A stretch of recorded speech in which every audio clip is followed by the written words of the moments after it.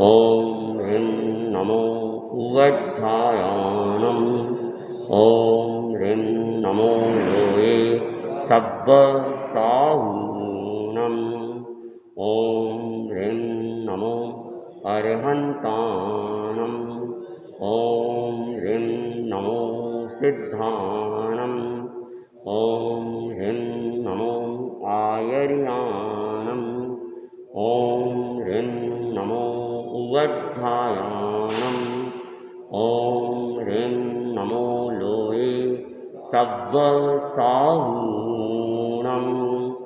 ऐसो पञ्चनमुत्करो सर्वपापनाशनो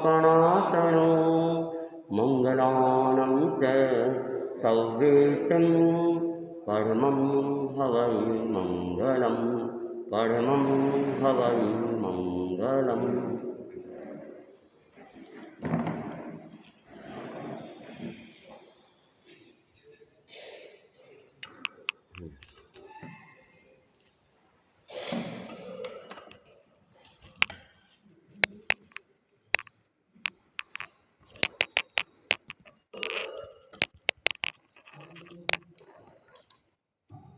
आराध्य के चरणों में कोटि सा नमन। परम पूज परम पावन आचार्य प्रवर के चरणों में कोटि सा नमन। मुनि यशवंत कुमार स्वामी के चरणों में कोटि सा नमन। उपस्थित धर्म प्रेमी भाइयों, तन्मय होकर मन को धोकर जप लो श्री नवकार नमो अरिहंताणम नमो श्री सिद्धाणम सब दुख हरता मंगल करता महामंत्र नवकार नमो अरिहंताणम नमो श्री सिद्धाणम तन्मय होकर मन को धोकर जप लो श्री नवकार नमो अरिहंताणम नमो श्री सिद्धाणम मोह को जिन्होंने मारा अरिहंत देव विश्वदार है अष्ट कर्म नष्ट किया सिद्ध प्रभु पुनरावतार है शरण शरणं भवभयहरिणं परमात्मा विकार नमो अरिहंताणम नमो श्री सिद्धाणम सब दुख हरता मंगल करता महामंत्र नवकार नमो अरिहंताणम नमो श्री सिद्धाणम 36 गुणों से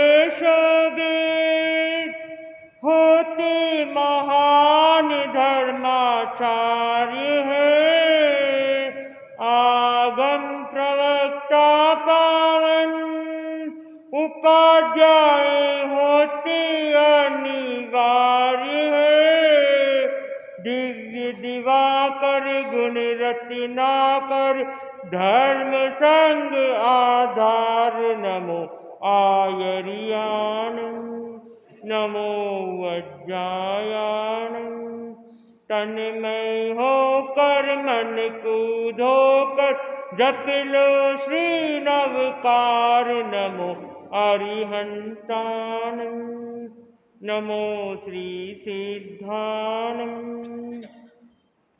त्यागी वैरागी मुनिजन करते जो निज पर का कल्याण है 5 महाव्रत पालक बंधन से मुक्ति लक्ष्य महान है मुनि संजय सुन 27 गुण वंदन 12,000 नमो सब साहूणम नमो सब साहूनम तन्मय होकर मन कूधोकर जप लो श्री नवकार नमो अरिहंतानम नमो श्री सिद्धानम नमो आयरियाणं नमो उज्जायाणं नमो लोये सब साहूनम। अपने बात चल रही थी महासती सीता के बारे में। हनुमान वापस सीता के समाचार लेके राम के पास पहुंच जाता है। सुग्रीव उनका स्वागत करता है और सुग्रीव चेहरा देख के पहचान लेता है कि जिस जिस काम के लिए गया था सफल होकर आया है। लेकिन अंदर राम लक्ष्मण को जब पता चलता है कि सुग्रीव और हनुमान वापस आ चुका है तो उनके मन में एक थोड़ी सी शंका होती है। इतना जल्दी आ गए हैं, क्या बात है, कोई समाचार मिले नहीं मिले, सीता को खोज पाए नहीं खोज पाए, सीता से कोई समाचार मिले या नहीं, कैसी होगी सीता, कहाँ होगी सीता। राम लक्ष्मण के मन में कहीं ना कहीं एक उदासी चिंतन की बात थी। जैसे ही हनुमान राम लक्ष्मण के कक्ष में पहुंचता है, हनुमान का चेहरा देखते ही अंदाजा लगा दिया जाता है कि काम सफल हो चुका है। और हनुमान अपनी बात कहाँ से चालू करे। वो अब अपने एकदम से चुपचाप बैठे प्रभु को निहार रहा था। उसके पास कोई शब्द नहीं था कि मैं कहाँ से शुरू करूं और क्या सुनाऊं सीता के बारे में। राम की धैर्य रहा नहीं गया, राम से धैर्य रखा नहीं गया। राम ने हनुमान कुछ बताया इससे पहले राम ने ही पूछ लिया, कैसी है मेरी सीता, कहाँ है सीता, क्या हाल है सीता का और क्या समाचार लाए हो तुम सीता। लेकिन हनुमान के बोलने से उसकी इतनी ताकत नहीं थी उसको कुछ समाचार दे। तो वहां से लाया हुआ एक रत्न राम के हाथ में पकड़ा देता है। जैसे ही सीता का वो निशानी देखता है, राम अपने आप में खो जाता है। उसे ऐसा लगता है मैंने सीता को ही पा लिया है और उसे वो पुरानी बातें याद आने लग जाती है। राम जंगल की बातें याद कर रहा था। इतने में हनुमान के बात उसके कानों में टकराती है और हनुमान कहता है, प्रभु सीता तो एक धैर्यशाली स्त्री है, इतनी धैर्य के साथ वो आपका इंतजार कर रही है। प्रभु राम राम राम श्री राम की जप कर रही है। और सबसे बड़ी बात है प्रभु, जब से वो लंका पहुंची है उसने ना तो आहार लिया है ना तो पानी पिया है। उसे 24 तपस्या चल रही थी, 21 दिन की 24 तपस्या हो चुकी थी। फिर भी उसके मन इतना धैर्य था कि उसे कोई पहचान नहीं पाता कि इसे 21 की तपस्या चल रही। और रावण से तो ऐसे धैर्य के साथ उससे जवाब देती। जब भी रावण उससे मिलने आता, बात करने आता, पूछने आता, तो इतनी धैर्य के साथ उसे जवाब देती कि पता ही नहीं चलता कि इसमें इतनी धैर्य कहाँ से आ रही है, इसके शरीर में इतनी शक्ति कहाँ से आ रही है। प्रभु अब तो आपको एक क्षण के लिए भी विलंब नहीं करना चाहिए और सीधा लंका के लिए रवाना हो जाना चाहिए। और राम पूछते हैं कि सीता ने कुछ खाया या नहीं खाया, पालना किया या नहीं किया। इतने में हनुमान कहता है, माता जी तो मना कर रही थी पालना के लिए, वो तो मुझे भेजने के लिए तैयार थी, तुम जाओ मैं कर लूँगी, मैं कर लूँगी। लेकिन मैं भी वहाँ डर के बैठ गया, जब तक तुम पारना नहीं करोगी मैं यहाँ से नहीं जाऊँगा। फिर मैंने माताश्री को पारना करा के आया हूँ।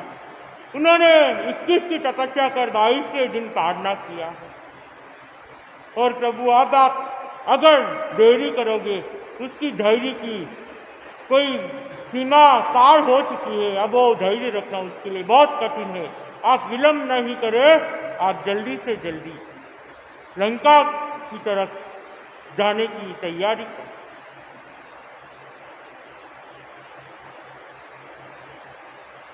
इतने में राम सुग्रीव को कहते हैं, अब हमें देरी नहीं करनी चाहिए, हमें लंका की ओर आगे बढ़ना चाहिए। आप एक गोष्ठी की तैयारी करें, सब आ जाए कि हम एक बार चिंतन मंथन कर ले आगे क्या करना है, कैसे जाना है और कैसे लंका पहुंचना है। लक्ष्मण, सुग्रीव, हनुमान, राम जो भी थे वहाँ पहुंच जाते हैं। राम के साथ बातचीत चलती है और अपनी सेना को तैयार करते हैं और आगे लंका की ओर बढ़ने की तैयारी कर लेते हैं।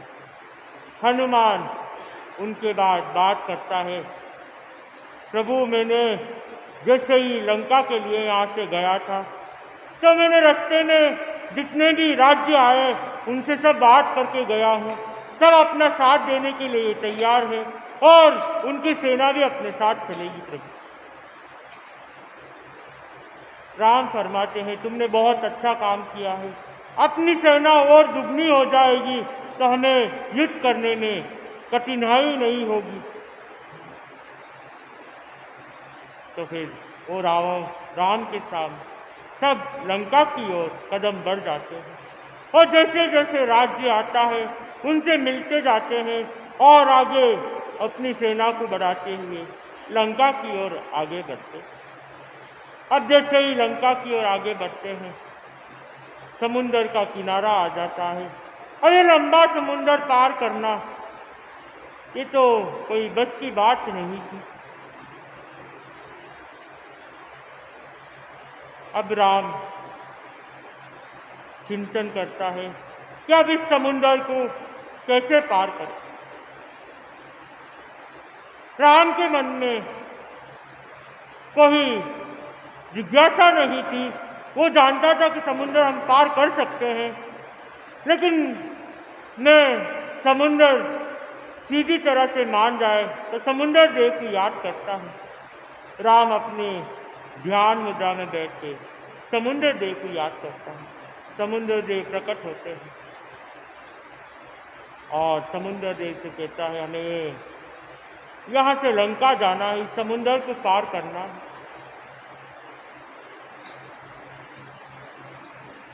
लेकिन एक बार समुंदर देव भी मना कर देते हैं कि आप कैसे इधर जाओगे, कितना इतना लंबा समुंदर है और आप कैसे इस समुंदर को पार कर पाओगे,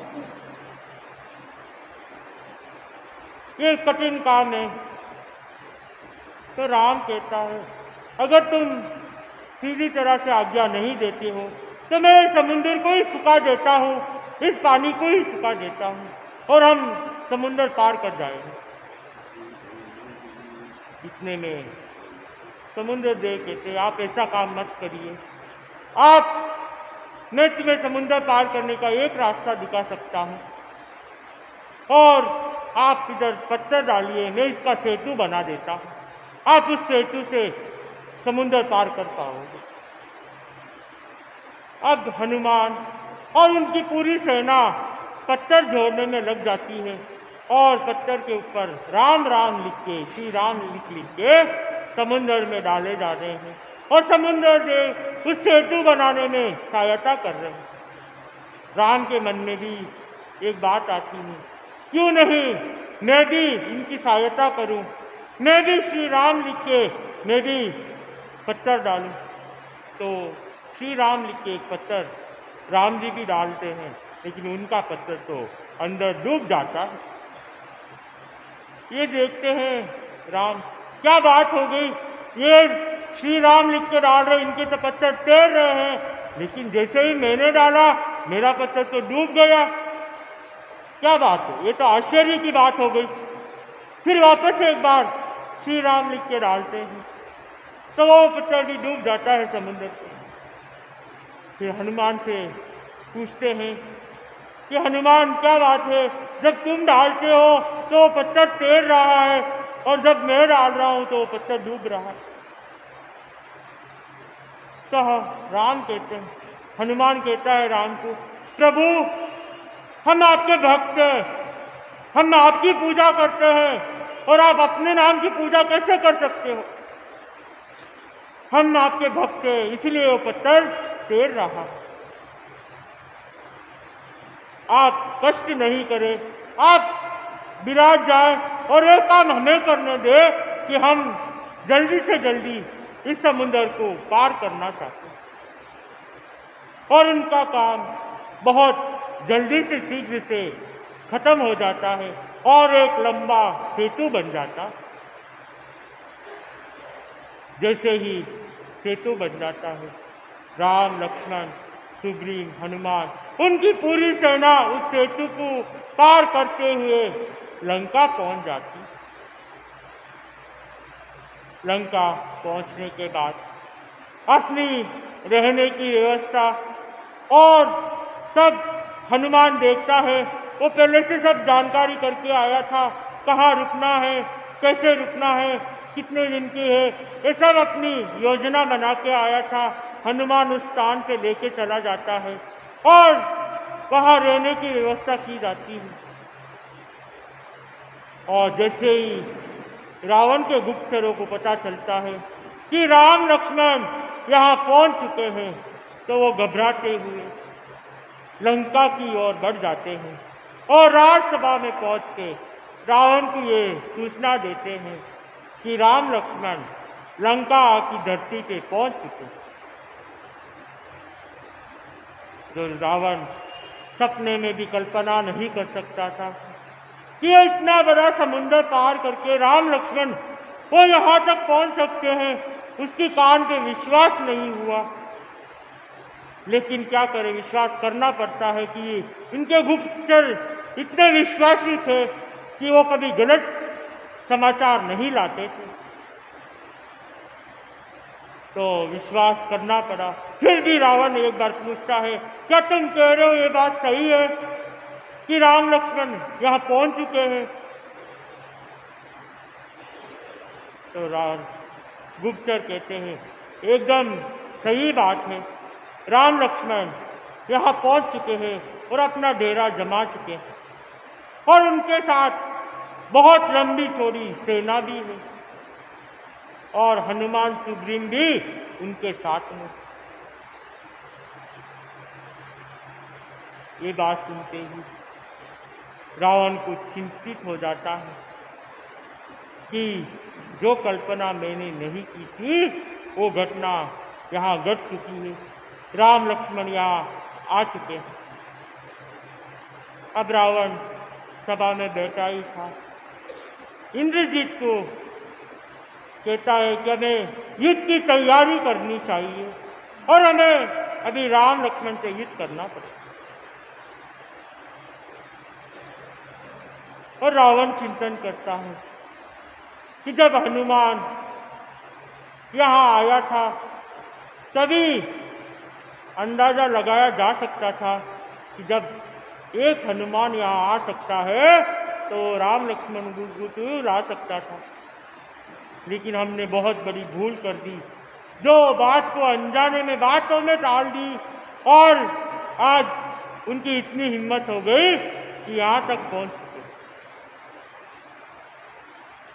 और रावण जैसे ही इंद्रजीत को ये कहता है कि युद्ध की तैयारी करें, तो इंद्रजीत कहता है, पिताश्री युद्ध की तैयारी तो हो जाएगी, इससे पहले मंत्री महामंत्रियों से भी एक बार बात कर लेनी चाहिए और एक गोष्ठी बुला देनी चाहिए, अपने मंत्रिमंडल को बुला के अपने बातचीत कर लेनी चाहिए। वहाँ पे विभीषण भी बैठा हुआ था।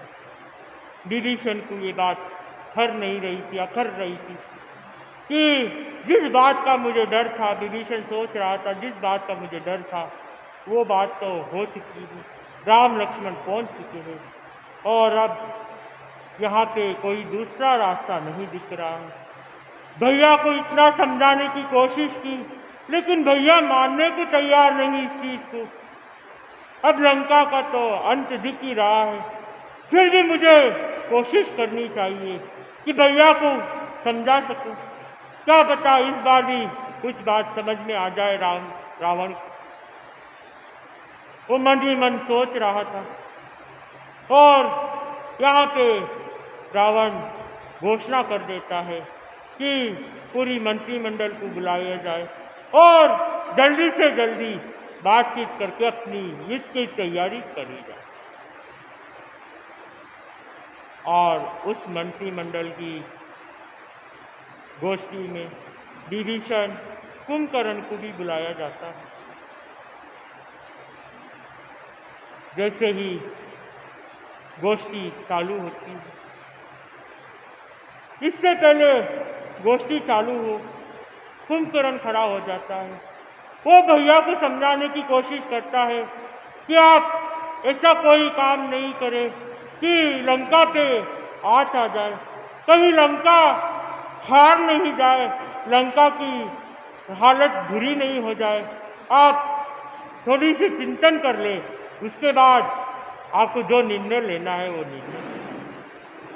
रावण अपनी बात समझाता है कुंभकर्ण को और अब रावण के सामने किसकी चलती, वो चुपचाप बैठ जाता है। अब हम कल सुनते आगे सुनते हैं क्या होता है, कैसे गोष्ठी में क्या क्या बातें होती है और कैसे राम के लिए उनकी तैयारियां चलती है युद्ध के लिए। इसी के साथ ओम है।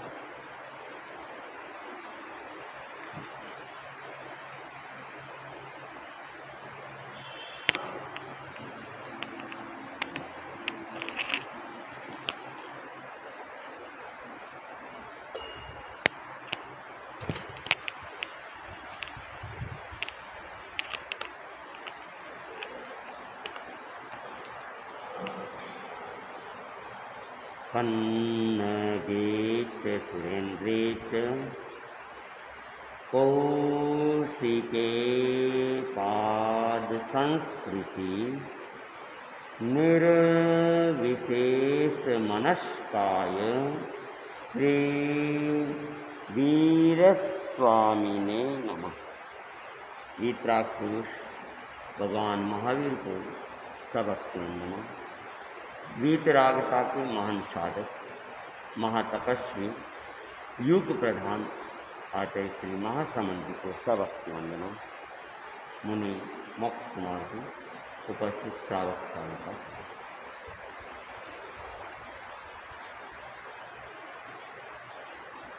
श्री नमोकार का ध्यान करो, श्री नमोकार का ध्यान करो, तन्मय बन कर गुणगान करो, तन्मय बन कर गुणगान करो, निज आत्मा का कल्याण करो, निज आत्मा का कल्याण करो, श्री नमोकार का ध्यान करो, श्री नमोकार का ध्यान करो।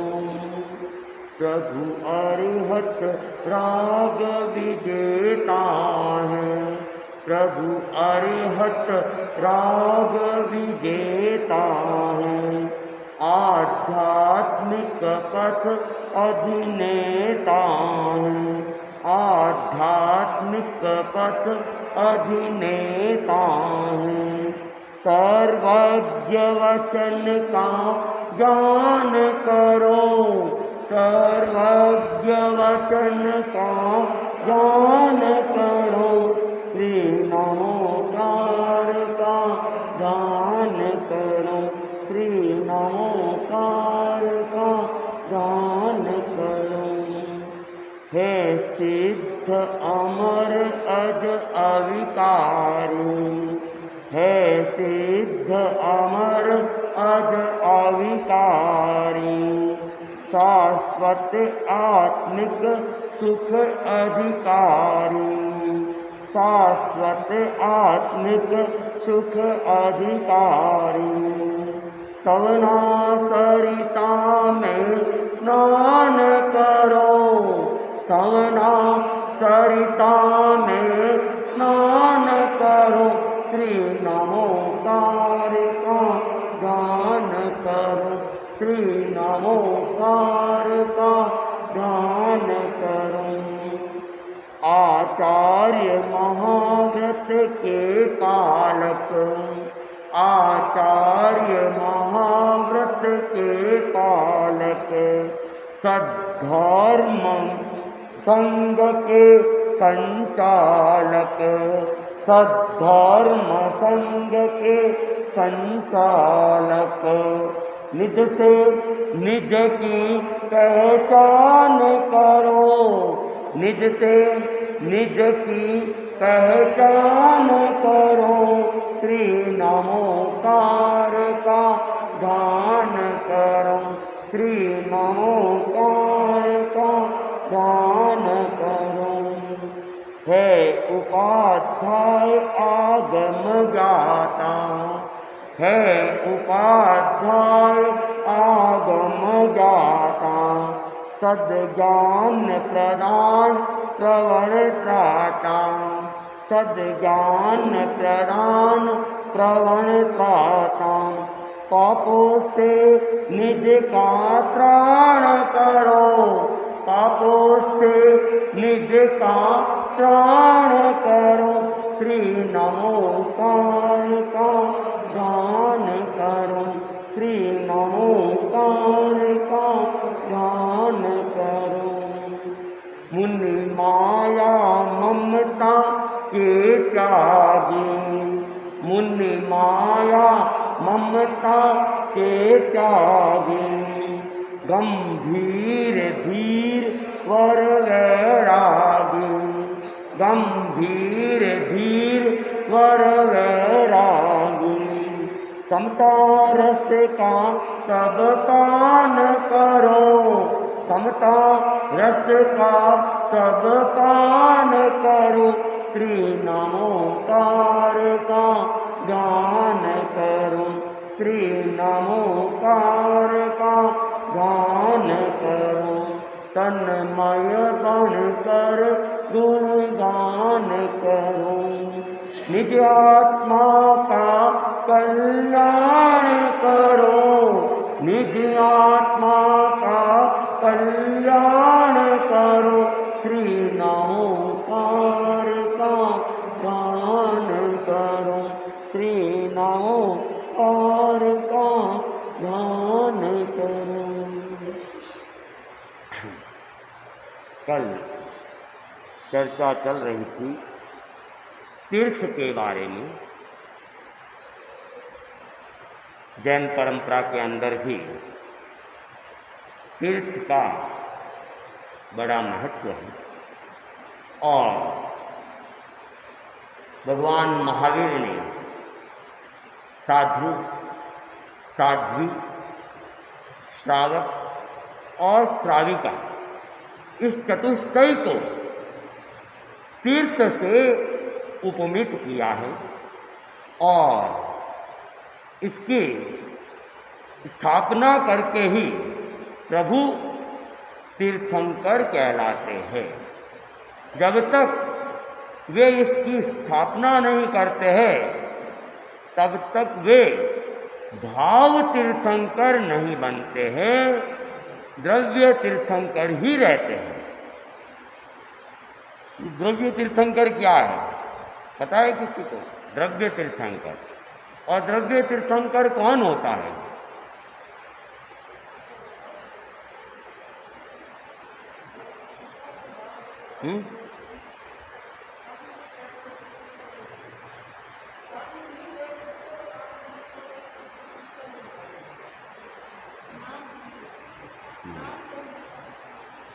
द्रव्य तीर्थंकर की गति कौन सी है?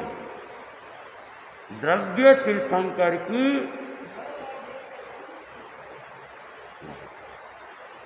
कितनी गति नरक द्रव्य तीर्थंकर की? द्रव्य तीर्थंकर की 3 गति है।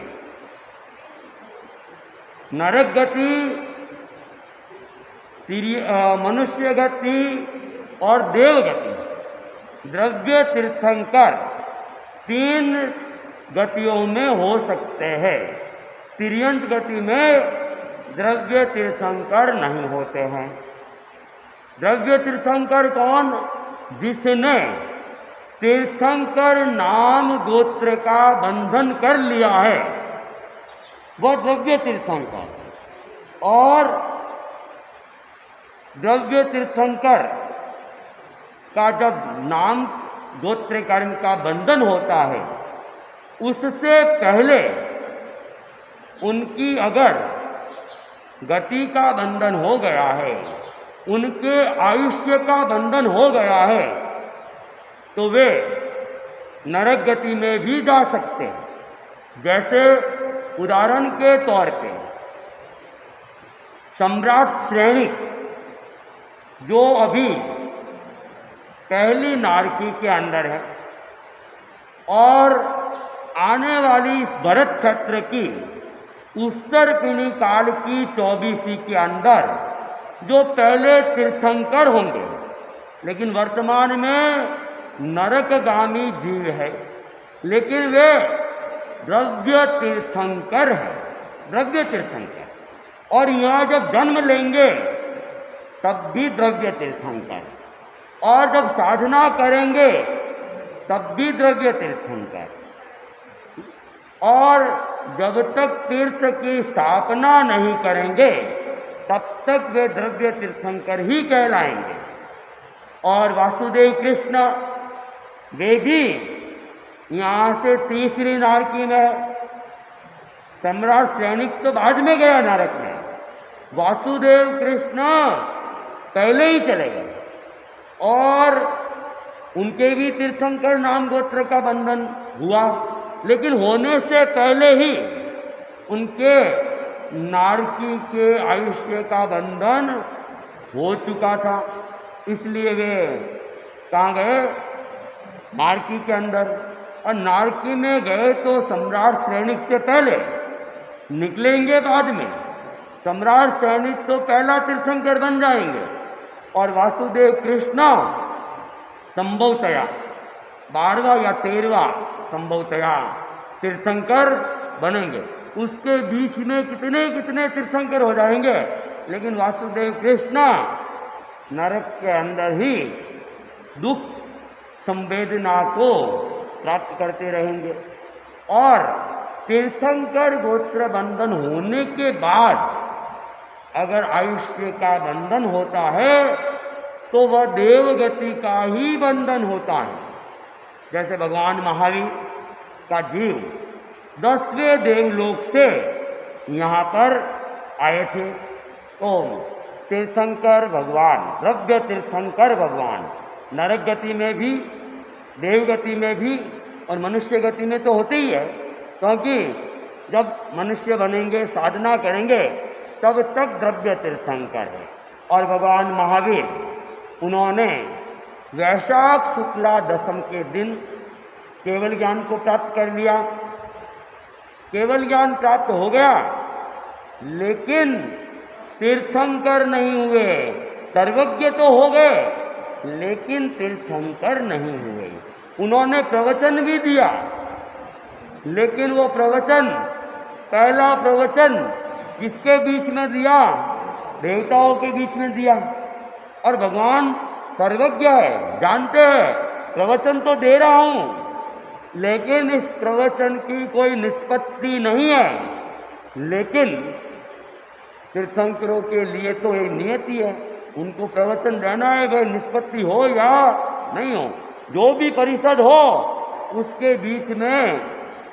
और देवताओं ने उनके प्रवचन की खूब प्रशंसा की, खूब अनुमोदना की, खूब सराहना भी की, लेकिन त्याग करने में वे अक्षम थे, त्याग लिए नहीं, तो श्रावक श्राविका भी नहीं बने, साधु साध्वी बनने की बात तो बहुत दूर। फिर भगवान जब मगध के अंदर आते हैं और वहाँ पे प्रवचन करते हैं, मनुष्य आते हैं, तिर्यंत आते हैं, तो वे लोग उनका प्रवचन सुनते हैं और 4 तीर्थ की स्थापना होती है। तो तीर्थ का महत्व जैन परंपरा में भी रहा है और तीर्थंकर तीर्थ की स्थापना करके ही तीर्थंकर बनते हैं। तो तीर्थ का शाब्दिक अर्थ क्या है? तीर्थ का मतलब क्या है?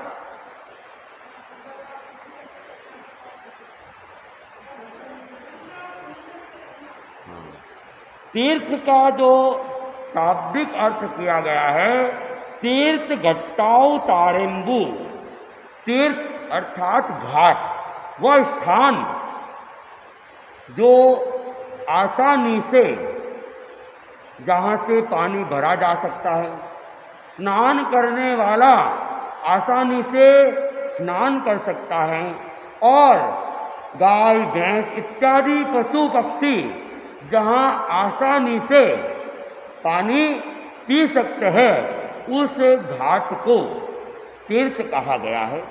और आध्यात्मिक दृष्टि से तीर्थ की जो परिभाषा की गई, तीर्यते संसार समुद्रे येन तत्तीर्थम, के जिसके द्वारा संसार समुद्र से पार लग सकते हैं, उसे तीर्थ कहते हैं।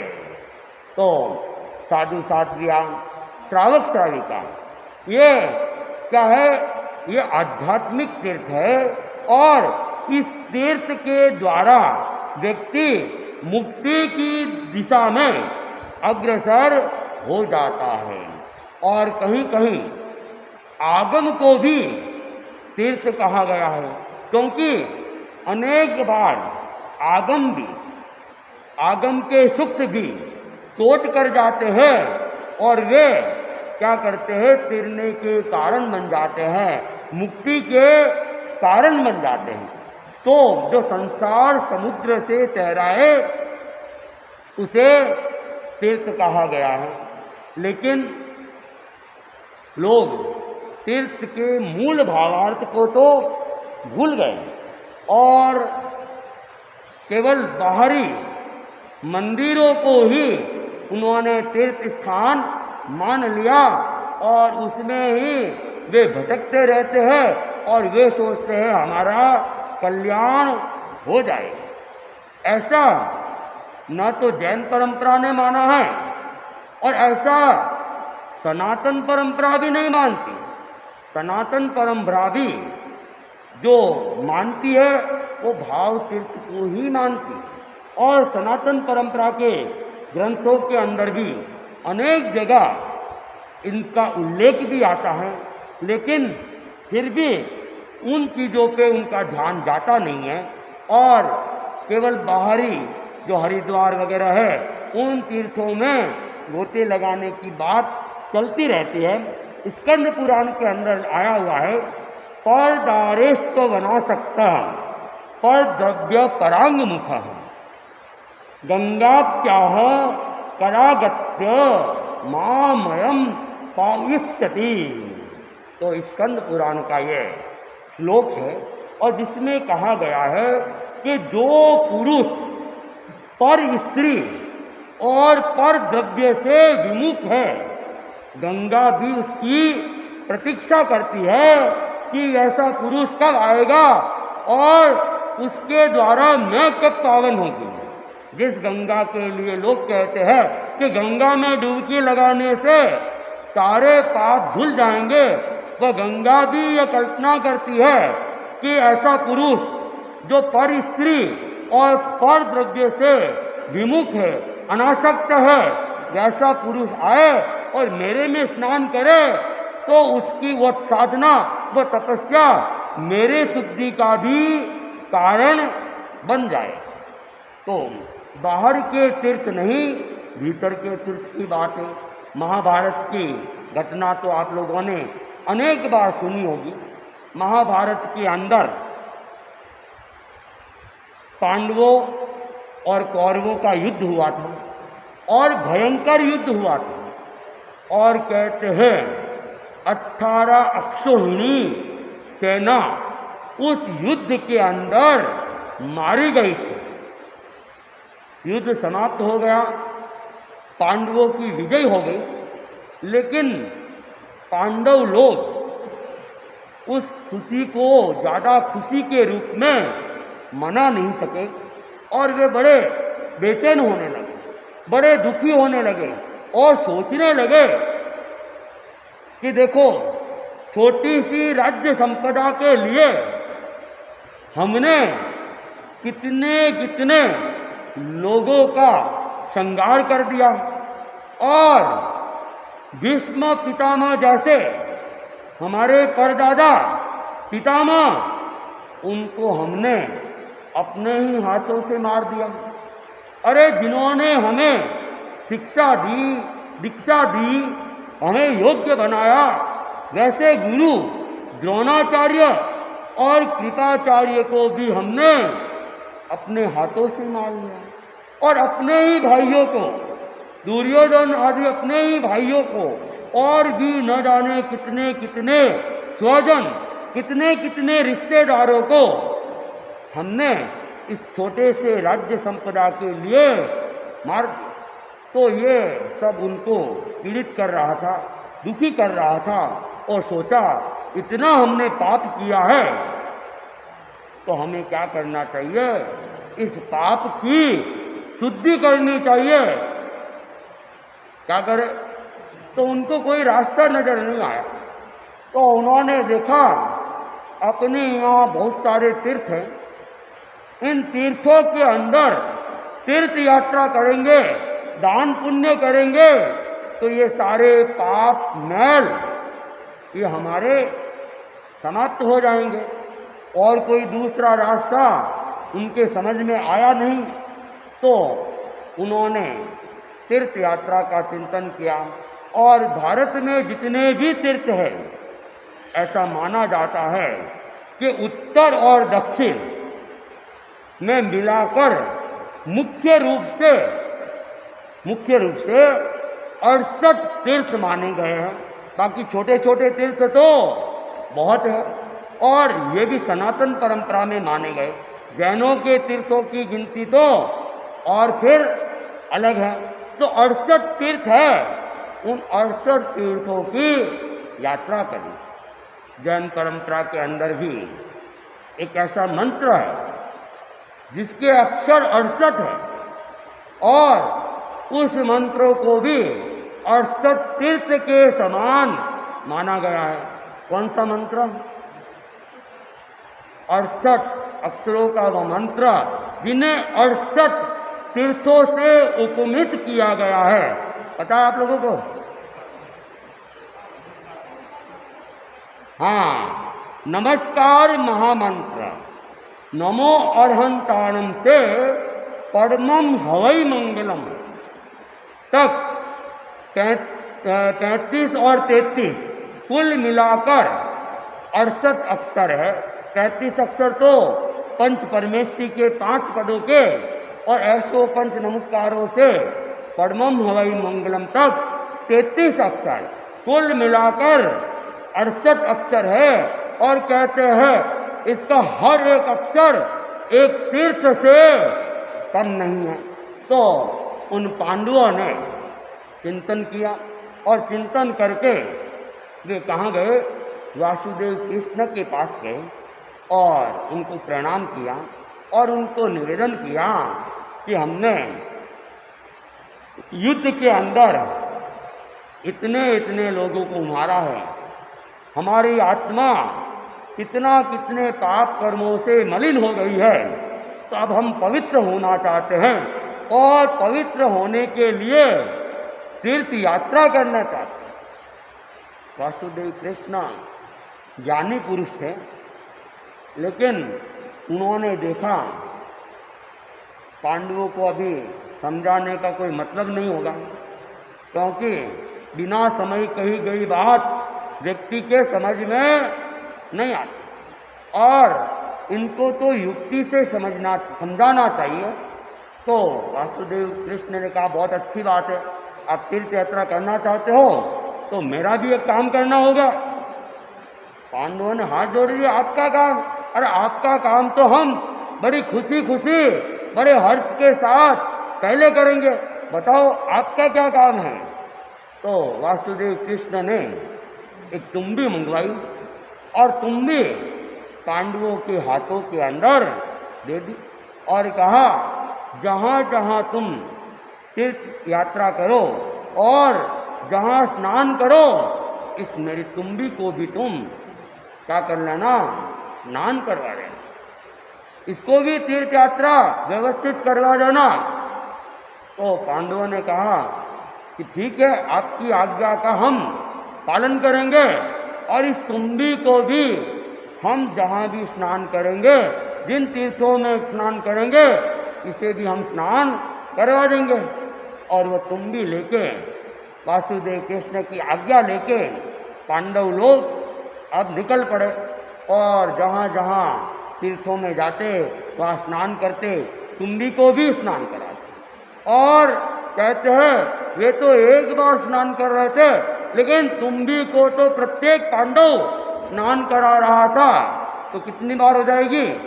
5 बार स्नान हो जाएगी हर पांडव कि मैं भी वासुदेव कृष्ण की आज्ञा की पालना करूंगा, पीछे कौन रहेगा भला? तो सभी उसको स्नान करा रहे थे और पूरे देश भर के तीर्थों की यात्रा करके अंत में प्रयागराज आ गए। प्रयागराज को कहते हैं कि वहाँ त्रिवेणी संगम है, त्रिवेणी संगम, 3 नदियों का एक साथ संगम, उसको भी बहुत बड़ा तीर्थ माना गया है।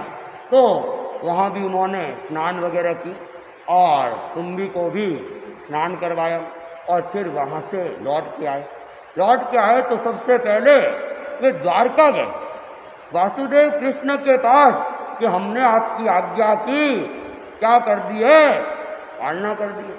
और वे गए, प्रणाम किया, सारे तीर्थ के उन्होंने घटना प्रसंग सुनाए और वासुदेव कृष्ण ने भी उनको खूब प्रशंसा व्यक्त की और कहा अरे भाई मैंने भी अपना काम दिया था, मेरी वो तुम्बी उसको स्नान वगैरह कराई कि नहीं?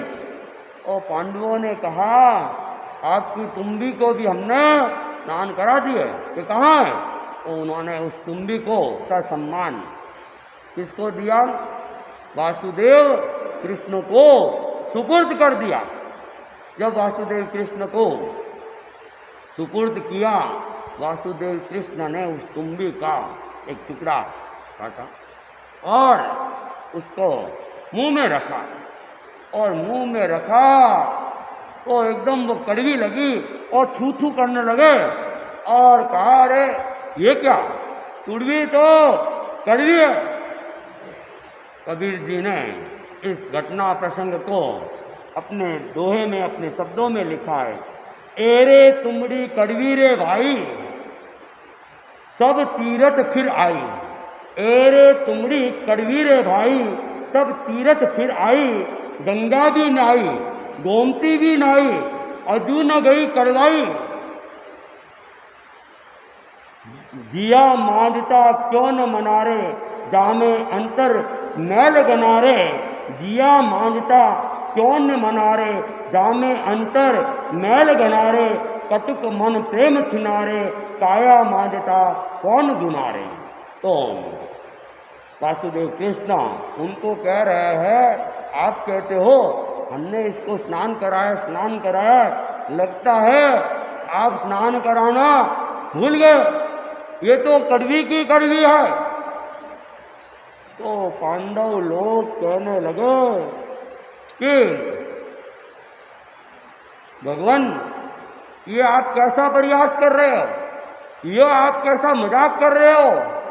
अरे इस तुम्बी के तो अणु अणु में कड़वाहट भरी हुई है, तीर्थ यात्रा करने से वह कोई कड़वाहट थोड़ी जाने वाला है। तो वासुदेव कृष्ण ने अब उनको शिक्षा देते हुए कहा कि जब तीर्थ यात्रा करने से इस तुम्बी का कड़वापन नहीं जाता है। इसके अणु अणु में जो कड़वापन है वो वैसा का वैसा है। तो आपके मन के अणु अणु में भी तो कितना कड़वापन भरा हुआ है। वह कड़वापन, वह भला इन नदियों के स्नान करने से कैसे जा सकता है, ये भी जाने वाला नहीं है। तब फिर युधिष्ठिर ने हाथ जोड़ दिए, फिर भगवान, फिर तो हमारी शुद्धि कैसे होगी, हम कैसे पवित्र हो सकेंगे। और अगर यही बात थी तो आप हमें पहले ही बता देते कि नदियों में स्नान करने से शुद्ध होने वाले नहीं हो, तो हम भला इतने समय तक क्यों घूमते, हमारा समय क्यों खराब करते। तो वासुदेव कृष्ण ने कहा कि उस समय समझा था तो तुम लोगों के बात समझ में आती नहीं, इसलिए मैंने कि तुम भी आपको पकड़ा दिया।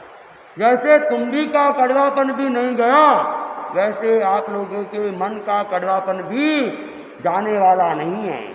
तो फिर वासुदेव ने कहा कि आत्मा नदी संयम तोय पूर्णा सत्यावहाशील तटा दयोरी तत्राभिषेकम कुरु पांडुपुत्र न वारिणी शुद्धयति शांतरात्मा।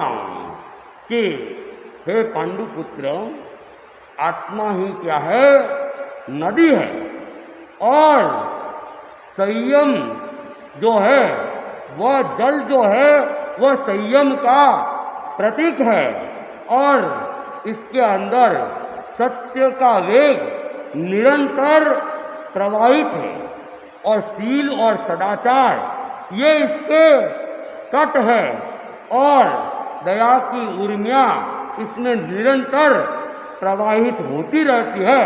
इसलिए तुम इस आत्मा नदी के अंदर अभिषेक करो, इस आत्मा नदी के अंदर स्नान करो, कि बाहर की नदी में स्नान करने से तुम्हारी आत्मा का कल्याण होने वाला नहीं है। ये बाहर की नदियाँ केवल शरीर की शुद्धि कर सकती है, मन की शुद्धि इसके द्वारा होनी नहीं है। मन की शुद्धि के लिए तो भीतर को शुद्ध करना होगा, अपने आप में परिवर्तन लाना होगा। और स्कंद पुराण के अंदर ऐसा भी कहा गया है कि चित्तम समाधि भी शुद्धम वचनम सत्य भाषण ब्रह्मचर्यादि भी काय शुद्धो गंगा विनाप्य सो। कि जिसका चित्त सम दम आदि से और मुख सत्य भाषण से तथा शरीर ब्रह्मचर्य से शुद्ध है, वह गंगा स्नान के बिना भी पवित्र है। कि जिसका चित्त में क्रोध मान माया इनका समन है, दमन है, और जो हमेशा सत्य की शरण को स्वीकार करता है, और मुख से जब भी कुछ निकलता है सत्य भाषण ही निकलता है, छल कपटपूर्ण शब्दावली नहीं निकलती है, तो वो मुख भी अपने आप में पवित्र है। अगर मुख से असत्य भाषा निकलती है, माया छलना की भाषा निकलती है, तो कहते हैं वह मुख भी अपवित्र हो जाता है। और जिस मुख के अंदर धर्म के शब्द निकलते हैं, कहते हैं वो मुख शक्तिशाली हो जाता है, और वो शब्द कहते हैं कि निकलता ही है, वो वचन सिद्धि का काम भी करने लग जाता है। जहाँ धार्मिक वचन निकलते हैं, सत्य भाषण निकलता है, वो अपने आप में शब्द भी शक्तिशाली बन जाता है। और जिसका शरीर ब्रह्मचर्य से शुद्ध है, कहते फिर अपेक्षा नहीं है कि वह व्यक्ति और कोई क्रिया भी करे, और किसी भी क्रिया की कोई अपेक्षा नहीं है। और भगवान महावीर की भाषा में कहे तो वही चीज जो स्कंद पुराण के अंदर कही गई, वो भगवान महावीर कहते हैं सोऊ उज्जूय भूयस्ता, कि आत्मा जो रिजु आत्मा है, जो सरल आत्मा है, उस आत्मा में ही धर्म का अवस्थान है। धर्म वहाँ पे ठहर सकता है, धर्म उसमें स्थित हो सकता है। और आज भगवान महावीर ने धर्म की जो परिभाषा की वह भी यही की, आत्मशुद्धि साधनम धर्म, कि जो आत्मा को शुद्ध करे वह साधन ही धर्म है। तो हम तीर्थ बाहर के तीर्थों में नहीं, बल्कि अपने आत्मरूपी तीर्थ के अंदर प्रवेश करें तो हमारी शुद्धि निश्चित ही हो सकती है। और इसके जो कारण है वह यही है, संयम है, दया है, त्याग है, तपस्या है, या 10वें कालिक की भाषा में धम्मो मंगल मुख्यतम अहिंसा संयमोतो, अहिंसा, संयम और तप यही धर्म है। तो इसकी शरण स्वीकार करेंगे, हमारा कल्याण हो जाएगा। ओम अरहम। आज का 1 दिवसीय त्याग पास्ता खाने का त्याग है। और उपवास के प्रत्याख्यान करने वाले देव गुरु धर्म की साक्षी से कल सवेरे सूर्योदय तक 3 आहार के त्याग है, रात को 4 आहार के त्याग है, कच्चे पानी के त्याग है। एकासन का प्रत्याख्यान करने वाले देव गुरु धर्म की साक्षी से कल सवेरे सूर्योदय तक एक बार एक जगह 1 घंटे से अधिक खाने के त्याग है, रात को 4 आहार के त्याग है, कच्चे पानी के त्याग है। और कोई, और वो दिवाली का जो तेला है परसों 30 तारीख से वह तेला प्रारंभ करना है। और जिन्होंने नाम नहीं लिखवाए हैं वे अपने अपने नाम लिखवा दे। आज तो समय हो गया है, जब के नाम भी अभी बाकी है, तो कल जब के भी नाम लिखने का और प्रयास किया जाएगा। सुने मंगल का चत्तारि मंगलम अरंता मंगलम सिद्धा मंगलम साहू मंगलम केवली पन्नतो धम्मो मंगलम। चत्तारि लोकोत्तमा अरंता लोकोत्तमा सिद्धा लोकोत्तमा साहू लोकोत्तमा केवली पन्नतो धम्मो लोकोत्तमो। चत्तारि शरणम पवज्जामि अरहन्ते शरणम पवज्जामि सिद्धे शरणम पवज्जामि साहू शरणम पवज्जामि केवली पन्नतम धम्मम शरणम पवज्जामि। विघ्न हरण मंगल करण स्वाम भिक्षुनो नाम गुण ओलक स्मरण किया करे अचिंता।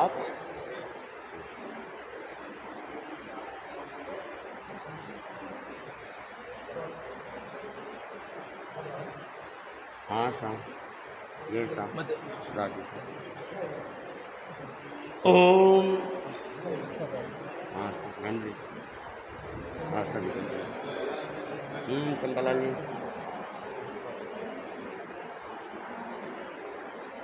हाँ हाँ साहब,